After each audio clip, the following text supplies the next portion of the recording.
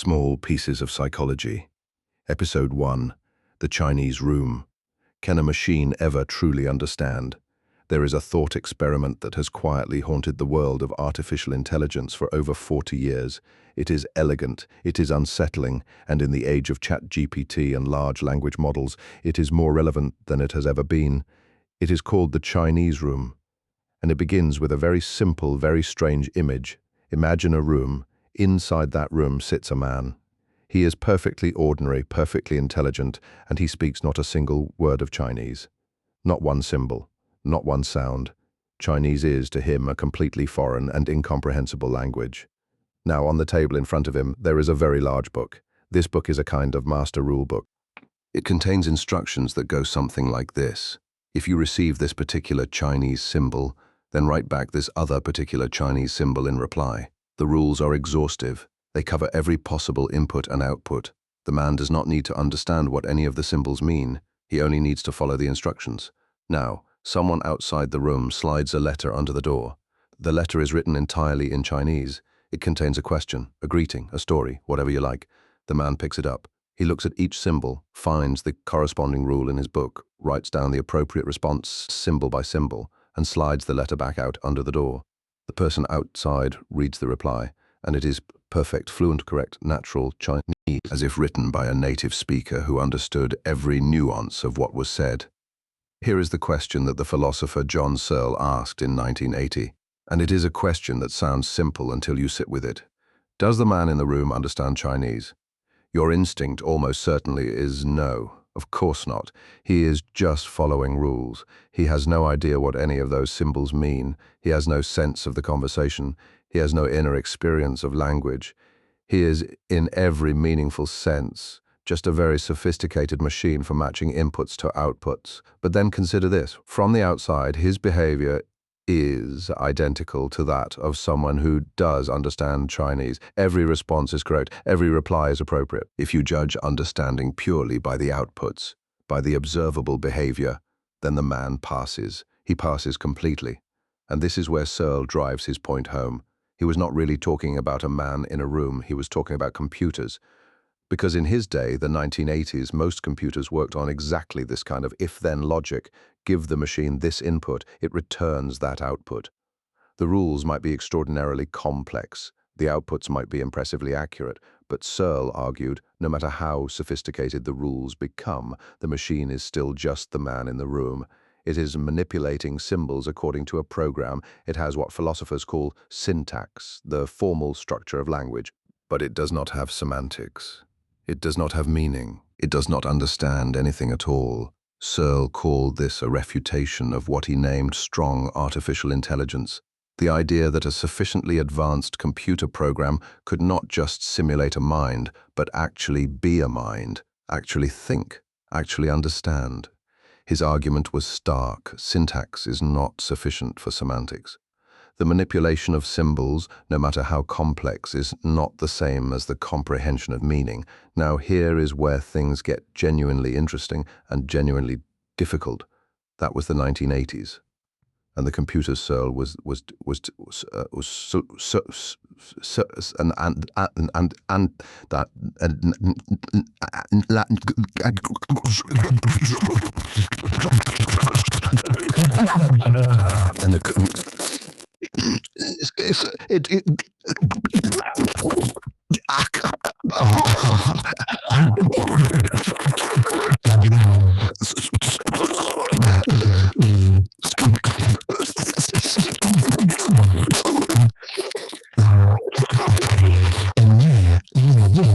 They do not have a lookup book.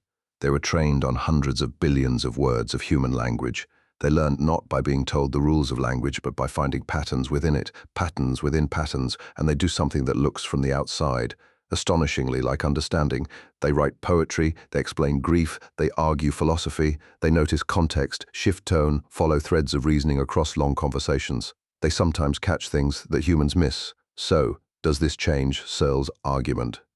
This is the question philosophers and computer scientists and cognitive scientists are genuinely, actively, passionately arguing about right now. One camp says, no, it does not change the argument at all. A large language model is still just the man in the room. The rulebook has become extraordinarily more complex. The matching process has become incomprehensibly more sophisticated. But it is still, at its core, a system that takes in symbols and produces symbols. There is still nobody home, still no one who actually comprehends, still no inner light of understanding. The outputs have gotten better. The understanding has not appeared. The other camp pushes back, and they push back hard. They say, how do you know? How do you actually know that understanding is not emerging from that extraordinary complexity? The human brain, after all, is also a physical system. It is also neurons firing in patterns, electrochemical signals following the rules of physics. If you looked at a brain from the outside, at the level of individual neurons, you might say the same thing you say about a computer. It is just following rules. It is just chemistry. It is just physics. And yet somehow from that physical complexity, something emerges that we call understanding, something that we call experience, something that philosophers call consciousness. Why should the complexity of a biological neural network produce understanding, when the complexity of an artificial neural network cannot? This is not a comfortable question. There is no clean answer. What Searle's thought experiment really does at its deepest level is force us to confront a question we rarely ask about ourselves. What is understanding, actually? When you read these words, something happens inside you, meaning arises. You do not just process the symbols. You feel something like comprehension. You connect the ideas to your experience, your memories, your sense of the world. But what is that? Where does it happen? If you looked at your brain right now, you would see neurons firing in patterns. You would see electrochemical signals traveling down axons. You would see, from the outside, something that looks an awful lot like a very complicated rule-following system. Are you the man in the room, or are you different? And if you are different, what exactly is the difference? Searle's answer was that understanding requires something he called intentionality. The property of mental states being about something. When you think about an apple, your thought is about an apple. It refers to something in the world. It has meaning. A computer program, he argued, has no such intentionality. Its symbols are not about anything. They are just symbols. But critics pointed out that intentionality is not magic. It presumably arises from physical processes too. The question is not whether intentionality is real, but what kind of physical system is capable of giving rise to it. And that question remains, at this moment, unanswered. Here is perhaps the most quietly disturbing version of the puzzle. Suppose we cannot answer it. Suppose there is no test, no experiment, no observation that could definitively tell us whether any system, biological or artificial, truly understands or is merely a very convincing mimic. If that is the case, then we are left in a strange and vertiginous position. We extend the assumption of understanding to other humans because they are like us, because they behave like us, because they are built like us, because we assume the similarity runs all the way down to the level of inner experience. But what if similarity of behavior, and even similarity of structure, is not enough to guarantee similarity of inner life? And what if difference of structure does not rule out similarity of inner experience?